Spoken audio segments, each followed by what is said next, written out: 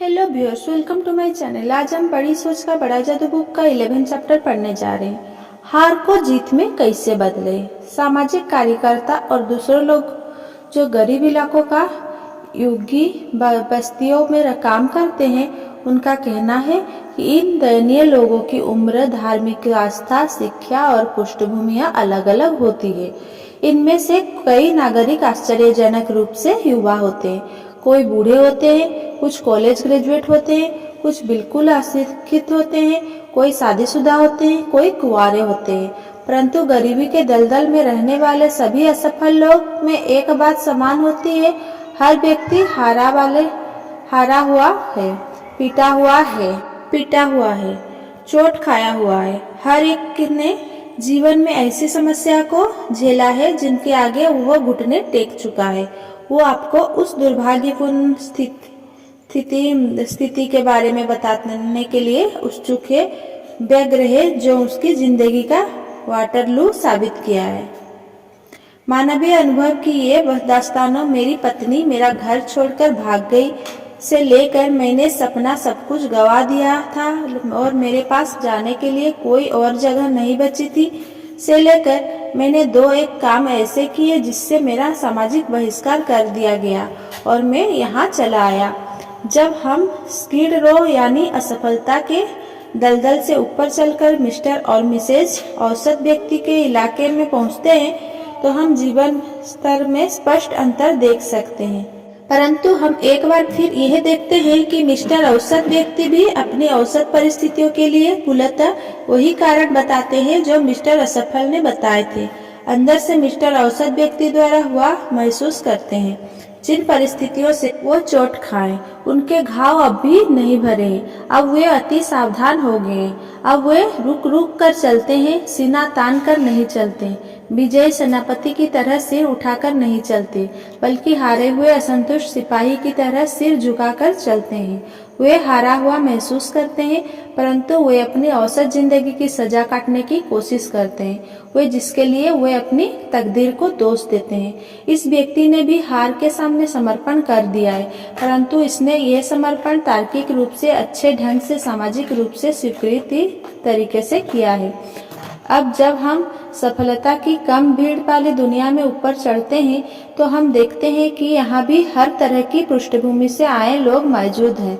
Corporate executive हो या प्रसिद्ध मंत्री या सरकारी अधिकारी, हर क्षेत्र के चोटी के लोग को देखने पर हम पाते हैं कि ये लोग गरीब घरों, अमीर घरों, बिखरे हुए परिवार, मजदूर परिवार, खेतीहर घर और झोपड़ियों से यानी हर पृष्ठभूमि से आए हैं। समाज का नेतृत्व करने वाले ये लोग हर उस कठिन परिस्थिति को झेल चुके हैं जिनकी कल्पना हम कर सकते हैं। हर मामले में मिस्टर असफल, मिस्टर औसत और मिस्टर सफल में समानता हो सकती है। उम्र, बुद्धि, पृष्ठभूमि, राष्ट्रीयता या कोई और चीज जो आपके दिमाग में आए, इन सभी बातों में इन लोगों में कई अंतर नहीं होता, परंतु इनमें एक बड़ा फर्क होता है। उन लोगों का हार के बारे में नजरिया अलग अलग होता है। अब मिस्टर असफल गिर जाते हैं तो वे दोबारा नहीं उठ पाते, वे वहीं पड़े रहते हैं, कराहते हुए, अपनी चोट को सहलाते हुए। मिस्टर औसत अपने घुटनों के बल बैठ जाते हैं और रेंगने वाले लगते हैं, और अब जब वे थोड़ी दूर पहुंच जाते हैं तो फिर उठकर दूसरी दिशा में दौड़ लगा देते हैं ताकि वे दोबारा ना गिरे। परंतु मिस्टर सफल जब गिरते हैं तो उनकी प्रतिक्रिया भिन्न होती है। वे तत्काल उठ खड़े होते हैं, सबक सीखते हैं, गिरने की बात भूल जाते हैं और ऊपर की तरफ बढ़ने लगते हैं। मेरा एक गरीबी दोस्त बहुत ही सफल मैनेजमेंट सलाहकार है।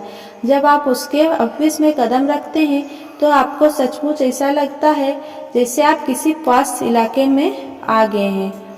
फर्नीचर इतना शानदार होता है, गलीचे इतने आलीशान, ग्राहक इतने महत्वपूर्ण और माहौल इतना व्यस्त कि आप पहली ही नजर में यह अनुमान लगा सकते हैं कि उनकी कंपनी बहुत सफल और समृद्ध होगी। कोई आलोचक ये कह सकता है।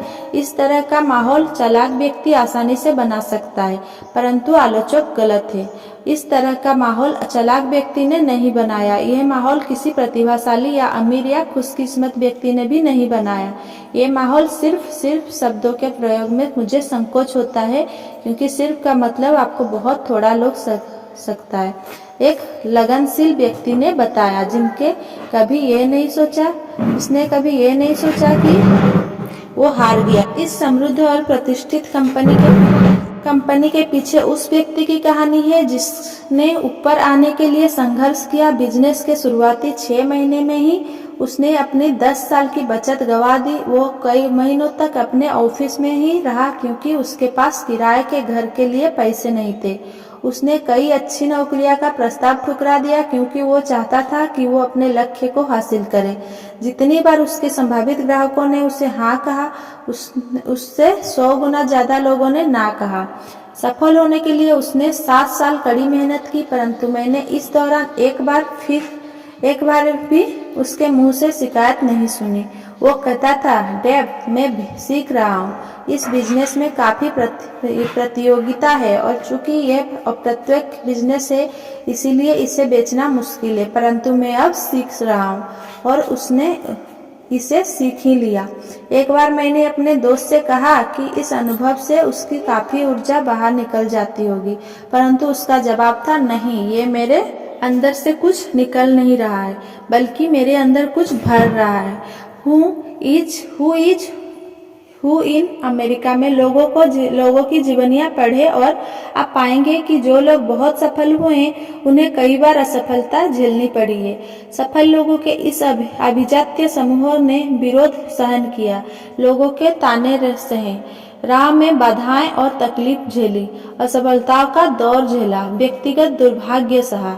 महान लोगों की जीवनियां पढ़ें, और आप यहाँ भी पाएंगे कि ये सभी लोग किसी न किसी मोड़ पर अपनी असफलताओं के सामने घुटने टेक सकते थे, या इसके बजाय ऐसा करें, अपनी कंपनी के प्रेसिडेंट की पृष्ठभूमि जाने, या अपने शहर के मेयर की, या किसी ऐसी व्यक्ति को चुन ले जिसे आप सचमुच सफल मानते हैं। जब आप गहराई में जाएंगे तो आप पाएंगे कि इस व्यक्ति ने बहुत बड़ी असली बाधाएं पार की है, और तब जाकर वो सफल हुआ है।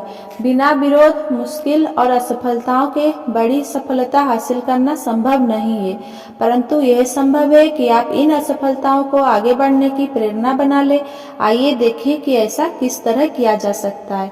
मैंने व्यावसायिक एयरलाइनों के आंकड़े देखे, जिनके मुताबिक लगभग 10 बिलियन मील की उड़ान में केवल एक दुर्घटना होती है। हवाई यात्रा आजकल बहुत ज्यादा सुरक्षित है। दुर्भाग्य से इसके बावजूद हवाई दुर्घटनाएं होती है, परंतु जब कोई दुर्घटना होती है तो सिविल एरोनॉटिक्स एडमिनिस्ट्रेशन तत्काल जांच शुरू कर देता है कि दुर्घटना का कारण क्या था। मीलों दूर तक फैले मलबे को इकट्ठा किया जाता है। विशेषज्ञ का समूह यह विचार करता है कि क्या हुआ होगा जिस वजह से यह दुर्घटना हुई। गवाह और जिंदा बचे लोगों से बातचीत की जाती है। जांच कई हफ्ते, कई महीनों तक चलती है, जब तक कि इस सवाल का जवाब ना मिल जाए, यह दुर्घटना क्यों हुई। एक बार CAA की जवाब मिल जाता है तो तत्काल ऐसे कदम उठाए जाते हैं कि फिर कभी इस तरह की दुर्घटना ना होने पाए। अगर कोई दुर्घटना किसी तकनीकी खराबी के कारण हुई थी, तो उसी तरह के दूसरे जहाजों में उस तकनीकी दोष को दूर किया जाता है। अगर कोई यंत्र दोषपूर्ण होता है तो उसमें सुधार किया जाता है। आधुनिक हवाई जहाज में हजारों सुरक्षा यंत्र CAA की इसी तरह की जांचों के परिणाम स्वरूप तैयार हुई है। CAA के अध्ययन से हवाई यात्राएं पहले से ज्यादा सुरक्षित होती जाती है। असफलताओं से सीखने की प्रेरणा इसी को कहते हैं। डॉक्टर भी असफलताओं के सहारे बेहतर स्वास्थ्य और लंबे जीवन को सुनिश्चित करते हैं। अक्सर जब कोई मरीज किसी अनजान कारण से मरता है, तो डॉक्टर ये जानने के लिए पोस्टमार्टम करते हैं कि उसकी मौत का कारण क्या था।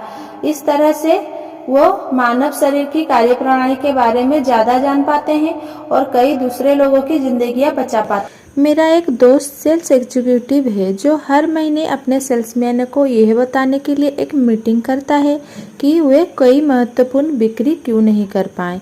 ग्राहक और सेल्समैन के बीच की पूरी वार्ता का विश्लेषण किया जाता है और यह सीखा जाता है कि किस तरह भविष्य में ऐसी गलतियां ना की जाए जिनसे असफलता मिली।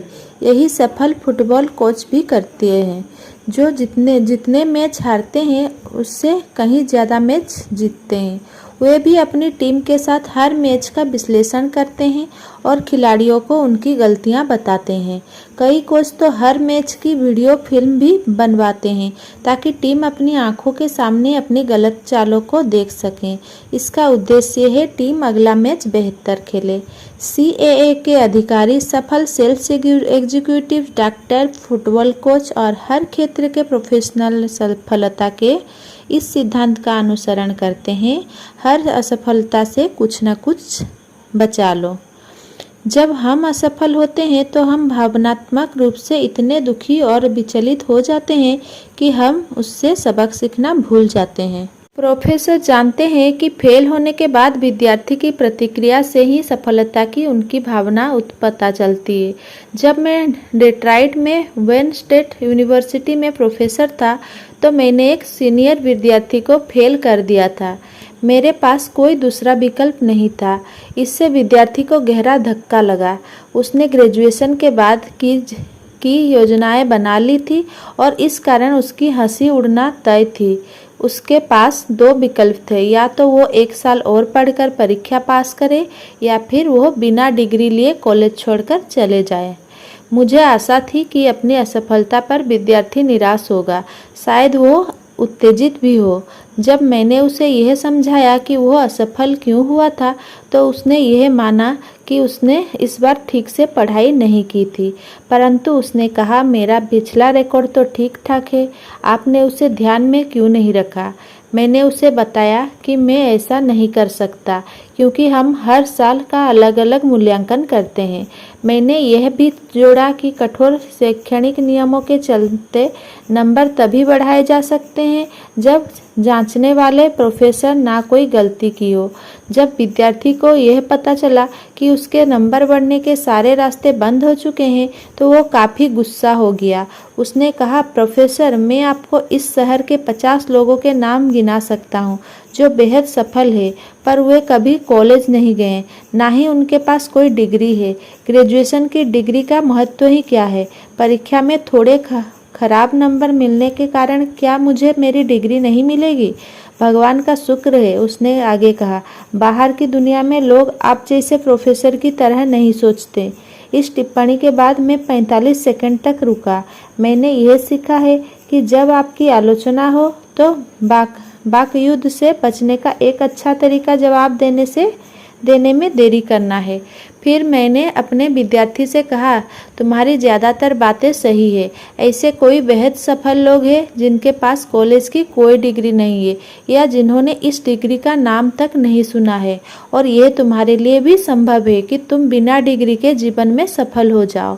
पूरे जीवन के हिसाब से देखा जाए तो तुम्हारे फेल होने का तुम्हारे जीवन की सफलता या असफलता से कोई सीधा संबंध नहीं है, परंतु फेल होने के प्रति तुम्हारे रवैये से बहुत फर्क पड़ सकता है। वो कैसे? उसने पूछा।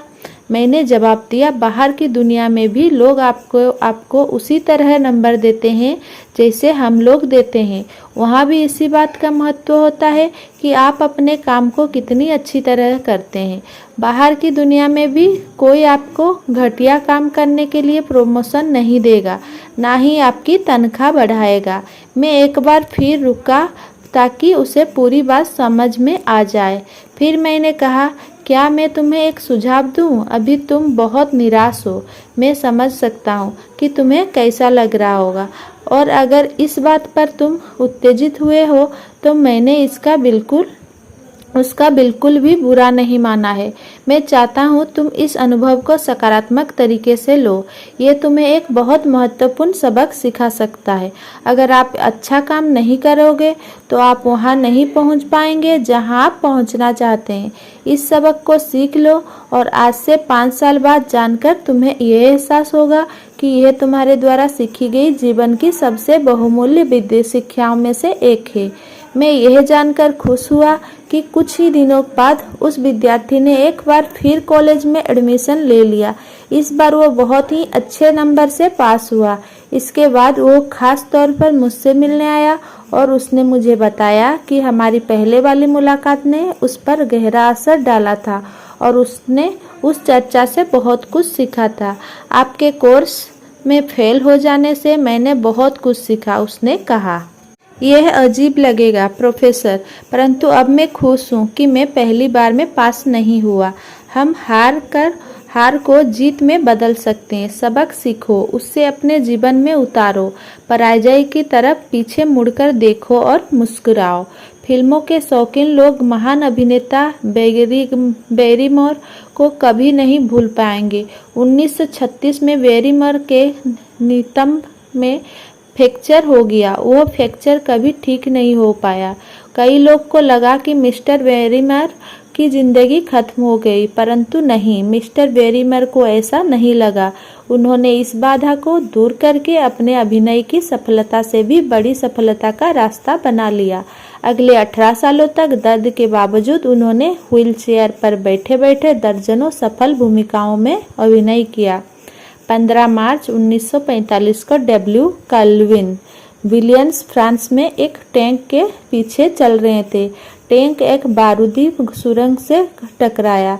उसमें विस्फोट हुआ और इससे मिस्टर विलियम्स हमेशा के लिए अंधे हो गए। परंतु यह दुर्घटना मिस्टर विलियम्स को पादरी और सलाहकार बनने के अपने लक्ष्य का पीछा करने से नहीं रोक पाई। जब उन्होंने कॉलेज से ग्रेजुएशन कर लिया और वो भी ऑनर्स के साथ, तो विलियम्स ने कहा कि उनके विचार से उनका अंधापन उनके चुने गए कैरियर में एक वरदान साबित होगा। मैं कभी बाहरी चीजों को देखकर निर्णय नहीं लूंगा, इसीलिए मैं हमेशा व्यक्ति को दूसरा मौका दूंगा। मेरे अंधेपन से मुझे यह लाभ भी होगा कि कोई व्यक्ति कैसा भी दिखे, मैं सबके साथ एक जैसा व्यवहार करूंगा। मैं इस तरह का इंसान बनना चाहता हूँ जिसके पास कोई भी आ सके और बेझिझक आकर अपने दिल की बात कह सके। क्या यह एक शानदार उदाहरण नहीं है कि किस तरह एक क्रूर कटु हार को जीत में बदला जा सकता है? हार केवल एक मानसिक स्थिति है, इससे ज़्यादा कुछ नहीं। मेरा एक दोस्त स्टॉक मार्केट में असफल और प्रसिद्ध निवेशक है। वो अपने निवेश को, हर निर्णय को अपने अतीत के अनुभवों के आधार पर लेता है। एक बार उसने मुझे बताया, जब मैंने 15 साल पहले निवेश करना शुरू किया तो मेरे हाथ कई बार जले। ज़्यादातर शुरुआती लोग की तरह मैं भी फटाफट अमीर बनना चाहता था, परंतु इसके बजाय मैं जल्दी ही दिवालिया हो गया। परंतु इसके बावजूद मैंने हार नहीं मानी। मुझे अर्थव्यवस्था की मूलभूत शक्ति का ज्ञान था और मैं यह जानता था कि लंबे समय में अच्छी तरह चुने गए शेयरों में निवेश करना समझदारीपूर्ण होता है। तो मैंने अपने शुरुआती बुरे निवेशों को अपनी शिक्षा की कीमत मान लिया। वो हंसते हुए कहता है। दूसरी तरफ मैं ऐसे कई लोगों को जानता हूँ जो एक दो मूर्खतापूर्ण निवेश करने के बाद शेयर विरोधी बन जाते हैं। अपनी गलतियों का विश्लेषण करने के बजाय और एक अच्छी संस्था से जुड़ने के बजाय वे इस गलत निष्कर्ष पर पहुंचते हैं कि शेयर मार्केट में पैसे लगाने का मतलब है जुआ खेलना। एक ऐसा जुआ जिसमें देर सब्र हर व्यक्ति हारता है। हर असफलता से कुछ न कुछ बचाने का फैसला करें। अगली बार जब नौकरी या घर में कोई गड़बड़ हो तो शांत हो जाएं और पता लगाएं कि गड़बड़ कहाँ से शुरू हुई थी। इससे आप उसी गलती को दोबारा करने से बच सकते हैं। अगर हम कुछ सीखें तो असफल होना भी फायदेमंद साबित हो सकता है। हर इंसान भी अजीब होते हैं। अपनी असफलताओं का श्रेय तो हम पूरा लेना चाहते हैं। जब हम जीतते हैं तो हम पूरी दुनिया को इस बारे में बताना चाहते हैं। यह स्वाभाविक है कि हम लोग के मुंह से यह सुनना चाहे कि यही वह व्यक्ति है जिसने इतना बड़ा काम किया, परंतु अपनी असफलता का श्रेय व्यक्ति तत्काल किसी दूसरे के मत्थे मढ़ देता है। जब सामान नहीं बिकता तो सेल्समैन ग्राहकों को दोष देते हैं। अफसरों के लिए यह स्वाभाविक है कि वे गलत काम में होने पर कर्मचारियों या दूसरे अफसरों को दोष दें। घरेलू लड़ाइयों और समस्याओं के लिए पति अपनी पत्नियों को दोष देते हैं और पत्नियां अपने पति को। ये तो सच है कि इस जटिल संसार में दूसरे लोग हमें धक्का मारकर गिरा सकते हैं, परंतु यह भी सच है कि ज़्यादातर हम खुद ही अपने आप को गिराते हैं। हम अपनी व्यक्तिगत कमियों और गलतियां सफलता के लिए खुद को इस तरह तैयार करें। अपने आप को याद दिलाएं कि आप आदर्श और पूर्ण मनुष्य बनना चाहते हैं, जितना बनना इंसान के लिए संभव है। अपने आप को एक टेस्ट ट्यूब में रखकर निष्पक्ष दृष्टि से खुद का और अपनी स्थिति का मूल्यांकन करें। यह देखें कि क्या आप में ऐसी कोई कमजोरी है जिसके बारे में आप जानते ना हो। अगर आप में ऐसी कमजोरी है तो उसे सुधारने के लिए कदम उठाएं। कई लोग खुद को देखने के इतने आदी हो जाते हैं कि वे सुधार की संभावना देखने में असफल हो जाते हैं। महान metropolitan opera star Rise Stevens ने रीडर्स डाइजेस्ट जुलाई 1955 में कहा कि उसे सबसे अच्छी सलाह अपने जीवन के सबसे दुखद क्षण में मिली। अपने कैरियर की शुरुआत में Miss Stevens Metropolitan Opera auditions of the year में असफल हो गई। हारने के बाद मिस स्टीवेंस कड़वाहट से भरी हुई थी। मैं यह सुनना चाहती थी, उसने कहा, कि मेरी आवाज़ वास्तव में दूसरी लड़की से सचमुच बेहतर थी, कि निर्णायक का फैसला गलत था, कि मैं इसीलिए नहीं जीत पाई क्योंकि मेरे पास सही जुगाड़ नहीं थी। परंतु मिस स्टीवेंस की टीचर ने उसे कई झूठी सांत्वना नहीं दी। इसके बजाय उन्होंने मिस स्टीवेंस से कहा, देखो बेटा, अपनी गलतियों का सामना करने की हिम्मत जुटाओ। हालांकि मैं आत्मदया के शब्द सुनाना चाहती थी, मिस स्टीवेंस ने कहा, परंतु अपनी टीचर के शब्द बार बार मेरे कानों में गूंजते रहे। उस रात उन शब्दों ने मुझे जगा दिया। मैं तब तक नहीं सो पाई जब तक कि मैंने अपनी कमियों का सामना नहीं कर लिया। अंधेरे में लेटे लेटे मैंने खुद से पूछा, मैं क्यों असफल हुई, मैं अगली बार किस तरह जीत सकती हूँ।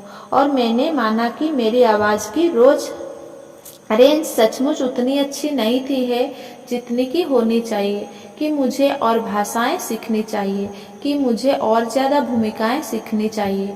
मिस स्टीवेंस ने आगे बताया कि किस तरह अपनी कमियों का सामना करने से उसे न सिर्फ स्टेज पर सफलता मिली, बल्कि अपनी गलतियों को मानने से उसके ज़्यादा दोस्त भी बने और वो ज़्यादा लोकप्रिय भी हुई। खुद का अच्छा आलोचक होना अच्छी बात है, बशर्ते कि आलोचना रचनात्मक हो।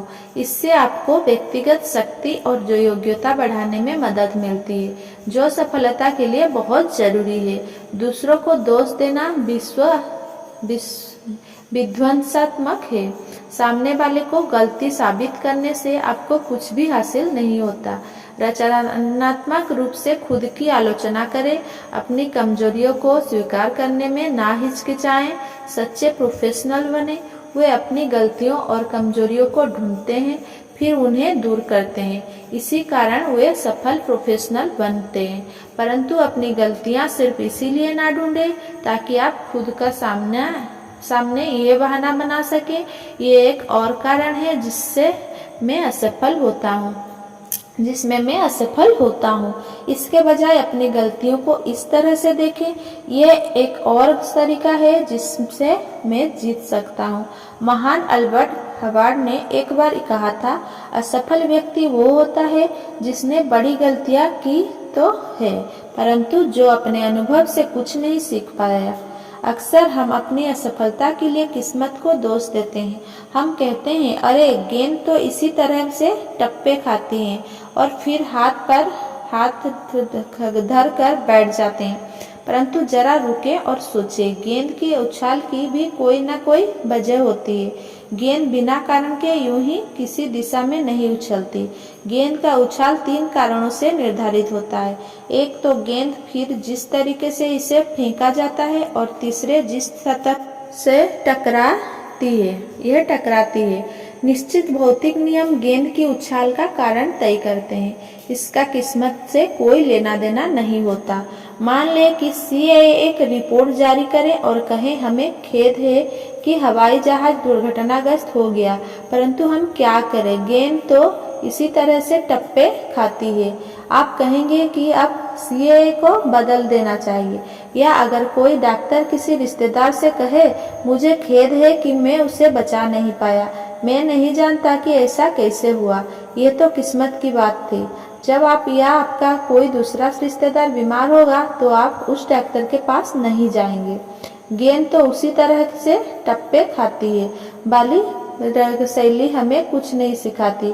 जब हम अगली बार उसी तरह की परिस्थिति का सामना करते हैं तो हम वही गलती करने से सिर्फ इसीलिए नहीं बच पाते क्योंकि हमने अपनी पिछली गलती से सबक नहीं सीखा था। वो फुटबॉल कोच जो शनिवार का मैच हार जाने के बाद अपनी टीम से कहता है, चिंता मत करो, गेंद तो इसी तरह से टप्पे खाती है, अपनी टीम की गलतियां ढूंढने में मदद नहीं कर रहा है, जिससे अगले शनिवार को होने वाली मैच में उन गलतियों को सुधारा जा सके। डियरबर्न मिशिगन के मेयर अर्बिल हवार्ड 17 सालों में से लगातार मेयर है और देश के सर्वाधिक प्रतिष्ठित नगरीय प्रशासकों में से एक है। डियरबर्न के मेयर बनने के 10 साल पहले मिस्टर हवार्ड भी बदकिस्मती का बहाना बना सकते थे और राजनीति छोड़ सकते थे। लगातार विजेता बनने के पहले अर्बिल हवार्ड 3 बार बदकिस्मत रहे थे क्योंकि उन्हें मेयर पद के लिए नामांकित ही नहीं किया गया था। 3 बार उन्होंने स्टेट सीनेटर के लिए नामांकन हासिल करने की कोशिश की थी, परंतु वे असफल हुए। एक बार तो वे कांग्रेस के लिए नामांकन की दौड़ से ही बाहर हो गए थे, परंतु अर्बिल हवार्ड ने अपनी पराजय का अध्ययन किया। उन्होंने इसे अपनी राजनीतिक शिक्षा का हिस्सा माना और आज वे स्थानीय सरकार के सबसे मझे हुए सबसे अपराजय राजनेताओं में से एक है। किस्मत को दोष देने के बजाय अपनी असफलताओं का विश्लेषण करें। अगर आप हार जाते हैं तो सीखें। ज्यादातर लोग जिंदगी में अपनी असफलता का विश्लेषण करते समय बदकिस्मती, दुर्भाग्य, किस्मत या तकदीर को दोष देते हैं। ये लोग बच्चों की तरह अपरिपक्व होते हैं और सहानुभूति की तलाश करते हैं, और चूंकि उन्हें अपनी गलती का एहसास ही नहीं होता, इसीलिए वे ज्यादा बड़े, ज्यादा मजबूत और ज्यादा आत्मनिर्भर होने के अवसर दिखने में असफल रहते हैं। किस्मत को दोष देना बंद कर दें। किस्मत को दोष देने से कोई व्यक्ति वहां नहीं पहुंचा जहां वो पहुंचना चाहता था। मेरा एक दोस्त साहित्यिक सलाहकार, लेखक और आलोचक है। उसने मुझसे हाल ही में एक असफल लेखक के गुणों के बारे में चर्चा की। बहुत से भावी लेखक, उसने बताया, लिखने के बारे में गंभीर नहीं रहते। वे कुछ समय तक कोशिश करते हैं, परंतु जब उन्हें पता चलता है कि इसमें मेहनत करनी पड़ती है, असली काम करना पड़ता है, तो वे लिखना छोड़ देते हैं। मैं इन लोगों को नहीं झेल पाता क्योंकि ये लोग किसी शॉर्टकट की तलाश में रहते हैं, जबकि ऐसा कोई शॉर्टकट होता ही नहीं है। परंतु अगर उसने आगे कहा, मैं यह नहीं कहना चाहता कि केवल लगन ही पर्याप्त होती है। वास्तव में केवल लगन काफी नहीं होती। अभी हाल में एक ऐसे व्यक्ति से मिला जिसने 62 कहानियां लिखी है, परंतु उसमें से एक भी नहीं छपी। स्पष्ट रूप से वो लेखक बनने के अपने लक्ष्य के प्रति लगनशील है, परंतु इस व्यक्ति के साथ समस्या ये है कि वो हर कहानी एक ही तरह से लिखता है। उसने अपनी कहानियों के लिए एक फॉर्मूला बना लिया है। वो अपनी सामग्री के साथ कोई प्रयोग नहीं करता। उसके प्लॉट और पात्र, यहाँ तक कि उसकी शैली भी नहीं बदलती। मैं अब इस लेखक को यह सिखाने की कोशिश कर रहा हूँ कि वो नई शैलियाँ और नई नई तकनीकों को सीखे, उसमें प्रतिभा है और अगर वो कुछ प्रयोगशीलता सीख ले तो मुझे विश्वास है कि लेखक के रूप में वो सफल हो सकता है। परंतु जब तक वो ऐसा नहीं करता तब तक उसे एक के बाद एक रिजेक्शन स्लिप मिलती रहेगी। साहित्यिक सलाहकार की सलाह अच्छी थी, हम में लगन होना चाहिए, परंतु लगन सफलता के तत्वों में से सिर्फ एक तत्व है। हम कोशिश कर सकते हैं, बार बार लगातार कोशिश कर सकते हैं और इसके बावजूद हम असफल हो सकते हैं जब तक कि हम में लगन और प्रयोगशीलता का तालमेल। एडिसन के बारे में कहा जाता है कि वे अमेरिका के सर्वाधिक लगनशील वैज्ञानिकों में से एक थे। यह बताया गया है कि बिजली के बल्ब की खोज से पहले उन्होंने हजारों प्रयोग किए हैं, परंतु यह ध्यान दें, एडिसन में लगन के साथ ही प्रयोगशीलता भी थी। वे बिजली के बल्ब को विकसित करने के अपने लक्ष्य में जुटे रहे, परंतु उन्होंने लगन के साथ प्रयोगशीलता को भी मिला दिया। एक ही दिशा में लगन से जुटे रहना सफलता की गारंटी नहीं है, परंतु लगन और प्रयोगशीलता के समन्वय से सफलता की गारंटी मिल जाती है। मैंने हाल ही में तेल खोजने की प्रक्रिया के बारे में एक लेख पढ़ा।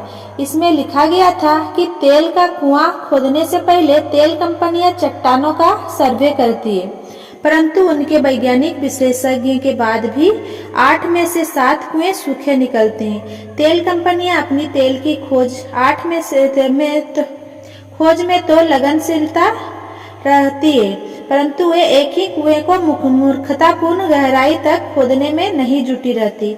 इसके बजाय जब कॉमन सेंस से वे यह ज्ञान लेती है कि पुराने कुएं से तेल नहीं निकलेगा, तो वे एक नए कुएं को खोदने का प्रयोग करने लगती है। कई महत्वाकांक्षी लोग जीवन में प्रशंसनीय लगनशीलता और महत्वाकांक्षा के साथ जिंदगी भर जुटे रहते हैं, परंतु वे कभी इसीलिए सफल नहीं हो पाते क्योंकि उनमें प्रयोगशीलता नहीं होती। वे नई शैलियां का प्रयोग नहीं कर पाते। अपने लक्ष्य को बनाए रखें, इसे 1 इंच भी इधर उधर ना हिलाएं, परंतु अपने सिर को किसी दीवार से भी ना फोड़े। अगर आपको परिणाम नहीं मिलते हैं तो किसी दूसरे तरीके का इस्तेमाल करें। जिन लोगों में बुलडॉग जैसी लगनशीलता होती है, जो एक बार किसी चीज को पकड़ लेने पर उसे नहीं छोड़ते हैं, उनमें सफलता का एक मूलभूत तत्व होता है। यहाँ 2 सुझाव दिए जा रहे हैं जिनसे आप प्रयोगशीलता सीख सकते हैं और लगनशीलता के साथ इसके समन्वय के बाद आप आसानी से सफल हो सकते हैं। पहला, खुद को बताएं। कोई तरीका है, विचारों में चुंबकीय शक्ति होती है। जैसे ही आप खुद को बताते हैं, मैं हार गया हूँ, मैं इन समस्या से नहीं जीत सकता, आप नकारात्मक विचारों को आकर्षित करते हैं और इनमें से प्रत्येक विचार आपको यह विश्वास दिलाता है कि आप सही है, कि आप वास्तव में हार चुके हैं। इसके बजाय यह विश्वास करें कि इस समस्या को सुलझाने का कोई तो रास्ता होगा और तत्काल आपके दिमाग में सकारात्मक विचार आने लगेंगे, जिससे आपको समस्या सुलझाने में मदद मिलेगी। कोई ना कोई तरीका तो है। यह सोचना, यह विश्वास करना, समन्वय सचमुच महत्वपूर्ण है। विवाह परामर्शदाता भी विवाह को नहीं बचा सकते जब तक कि एक या दोनों जीवनसाथी यह ना सोचे कि एक बार फिर साथ रहना संभव है। मनोवैज्ञानिक और सामाजिक कार्यकर्ता कहते हैं कि कोई शराबी तब तक शराबी ही बना रहेगा जब तक कि उसे यह यकीन ना हो जाए कि वो शराब की आदत को छोड़ सकता है। इस साल हजारों नई कंपनियां बनेगी। 5 साल बाद इनमें से बहुत कम कंपनियां ही बची रह पाएगी। असफल होने वाली ज्यादातर कंपनियां यही कहेगी, प्रतियोगिता बहुत ज्यादा थी, हमारे पास छोड़ देने के सिवा कोई विकल्प ही नहीं था। असली समस्या ये है कि जब ज्यादातर लोग के सामने मुश्किलें या बाधाएं आती है तो वे केवल पराजय के बारे में सोचते हैं और इसी कारण वे हार जाते हैं। जब आप मानते हैं कि कोई ना कोई तरीका तो होगा, तो आप अपने आप नकारात्मक ऊर्जा चलिए हम छोड़ देते हैं, हम हार मान लेते हैं को सकारात्मक ऊर्जा हमें आगे बढ़ना चाहिए, हमें जुटे रहना चाहिए में बदल लेते हैं। कोई भी समस्या या मुश्किल तभी तक पहाड़ जैसी लगेगी जब आप इसे पहाड़ जैसा समझेंगे। अगर आप मानते हैं कि यह नहीं सुलझ सकती तो यह सचमुच नहीं सुलझेगी। यह विश्वास रखें कि यह सुलझ सकती है और इसके बाद आपके मन में इसके समाधान अपने आप आने लगेंगे। ये असंभव है ऐसा कभी ना सोचे, ना ही कहें। दूसरा, पीछे हटे और फिर से शुरू करें। अक्सर हम इतने लंबे समय तक किसी समस्या के इतने करीब रहते हैं कि हम नए समाधान या नई शैलियों का नहीं देख पाते। मेरे एक इंजीनियर दोस्त को एक नई एल्यूमीनियम इमारत की डिजाइन बनाने का काम मिला। इस तरह की कोई चीज या इससे मिलती जुलती कोई चीज या उसकी डिजाइन अब तक किसी ने नहीं बनाई थी। मैं इस दोस्त से कुछ दिन पहले मिला और मैंने उससे पूछा कि उसकी नई बिल्डिंग का क्या हाल है। बहुत अच्छा नहीं, उसने जवाब दिया। मुझे लगता है कि मैंने इन गर्मियों में अपने बगीचे में पर्याप्त समय नहीं दिया है। जब मैं लंबे समय तक डिजाइनिंग की कठिन समस्याओं में उलझा रहता हूँ तो मुझे इससे बाहर निकलने की जरूरत होती है, क्योंकि बाहर निकलने के बाद ही मेरे मन में नए विचार आते हैं। आपको यह जानकर आश्चर्य होगा, उसने आगे कहा, कोई इंजीनियरिंग के विचार तो मेरे मन में तब आते हैं जब मैं पेड़ के करीब बैठकर घास पर पानी डाल रहा होता हूँ। राष्ट्रपति आइजनहावर में से एक बार किसी पत्रकार वार्ता में पूछा गया कि वे इतनी छुट्टियां क्यों मनाते हैं। उनका जवाब उन लोगों के बहुत काम का है जो अपनी रचनात्मक योग्यता बढ़ाना चाहते हैं। आइजनहावर ने कहा, मैं नहीं मानता कि कोई भी व्यक्ति, चाहे वो जनरल मोटर चला रहा हो या देश अपनी मेज पर बैठकर या ढेर सारे कागजों के बीच मुंह छिपाकर अपने काम को अच्छी तरह से कर सकता है। वास्तव में प्रेसिडेंट के अपना दिमाग फालतू की चीजों से मुक्त रखना चाहिए। उसे मूलभूत सिद्धांतों और मुख्य मुद्दों पर अपना खुद का चिंतन करते रहना चाहिए, ताकि वो स्पष्ट सोच सके और बेहतर निर्णय ले सके। मेरा एक मूलभूत बिजनेस सहयोगी अपनी पत्नी के साथ हर महीने 72 घंटे की छुट्टियां मनाने शहर से बाहर आ जाता है। उसका मानना है कि इस तरह पीछे हटने और नए सिरे से शुरू करने से उसकी मानसिक क्षमता बढ़ जाती है और वो अपने ग्राहकों को अधिक लाभ पहुंचा पाता है। जब आपकी राह में बाधा आए तो पूरे प्रोजेक्ट को कूड़ेदान में ना डाल दें। इसके बजाय पीछे हटे, मानसिक रूप से खुद को तरोताजा कर ले, संगीत सुने या टहले या झपकी ले ले। इसके बाद जब आप उस समस्या का सामना करेंगे तो आपके कुछ सोचने से पहले ही आपके सामने इसका समाधान अपने आप आ जाएगा। बड़ी परिस्थितियों में भी अच्छे पहलू को देखना लाभदायक होता है। एक युवक ने मुझे बताया कि जब उसकी नौकरी छूटी तो उसने अच्छे पहलू को देखने पर ध्यान केंद्रित किया।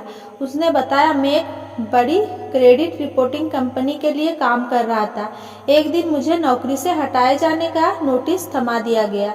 मंदी का दौर चल रहा था और कंपनी उन कर्मचारियों को हटा रही थी जो उनके लिए कम महत्वपूर्ण थे। नौकरी में मुझे तनख्वाह तो बहुत ज्यादा नहीं मिलती थी, परंतु फिर भी मेरे हिसाब से यह अच्छी थी। मुझे कई घंटे तक तो बहुत बुरा लगता रहा, परंतु फिर मैंने यह फैसला किया कि मैं इस बारे में सकारात्मक तरीके से सोचूंगा। दरअसल मुझे यह नौकरी खास पसंद नहीं थी और अगर मैं यहीं बना रहता तो मैं ज्यादा तरक्की नहीं कर सकता था। अब मैं कई ऐसी नौकरी ढूंढ सकता जो मुझे पसंद हो। जल्द ही मुझे मेरी मनचाही नौकरी मिल गई और अच्छी बात तो यह थी कि वहाँ मेरी तनख्वाह भी ज्यादा थी। क्रेडिट कंपनी से निकाला जाना मेरे लिए बहुत अच्छा साबित हुआ। याद रखिए, आप किसी भी परिस्थिति में वही देखते हैं जो आप देखना चाहते हैं।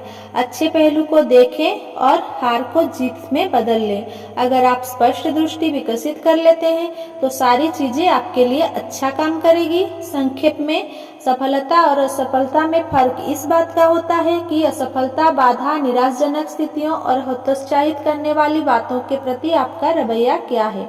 हार को जीत में बदलने के लिए यह 5 सिद्धांत काम में आए। पहला, असफलता का अध्ययन करें ताकि आप सफलता की राह पर आगे बढ़ सकें। जब आप हारें तो उस पर से सबक सीखें और फिर अगली बार जीतने की तैयारी करें। दूसरा, अपने खुद के रचनात्मक आलोचक बनने का साहस रखें। अपनी गलतियां और कमजोरियों को खोजें, फिर उन्हें सुधारें। इससे आप प्रोफेशनल बन जाएंगे। तीसरा, किस्मत को दोष देना बंद कर दें। हर असफलता का विश्लेषण करें, यह पता लगाएं कि गलती कहाँ हुई थी। याद रखें, तकदीर को दोष देने से कोई व्यक्ति वहां नहीं पहुंचा जहां वो पहुंचना चाहता था। लगनशीलता के साथ प्रयोगशीलता का समन्वय कर ले। चौथा, अपने लक्ष्य को बनाए रखें, परंतु पत्थर की दीवार से अपना सिर न टकराते रहे। नई शैलियों का प्रयोग करें, प्रयोगशील बने। पंचमा, याद रखें, हर स्थिति का एक अच्छा पहलू होता है। इसे खोजें, अच्छे पहलू को देखें और आप एक बार फिर उत्साह से भर जाएंगे। Thanks for watching. Please like, comment, share and subscribe. Thank you.